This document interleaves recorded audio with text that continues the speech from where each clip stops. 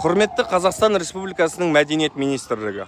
Қазақстан Республикасының азаматы ретінде сіздерге менен үндеу. Өздеріңіз білесіздер, алдымызда Алла жазса ұлы жеңістің 80 жылдығы келе жатыр. Сол жеңіске жету үшін қазақ даласынан шыққан сарбаздардың өз ерліктерімен көзге түскені барлығына аян. Солардың бірі әрі бірегейі Қызылорда облысы Жаңақорған ауданынан шыққан Айтмахан Накипов болатын. Құрметті қазақ елі, Айтмахан деген кім десеңіздер, мен айтайын.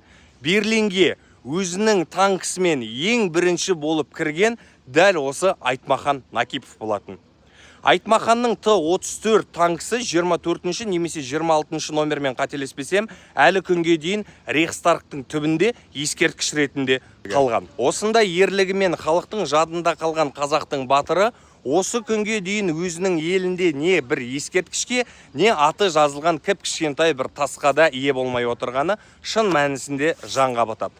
Құрметті Қызылорда облысының мәдениет министрлігі немесе Қазақстан Республикасының мәдениет министрлігі Жаңақорғанға апарып, Айтмахан Накиповке арнап, бір кішігірім болса да ескерткіш қоймасқа неге?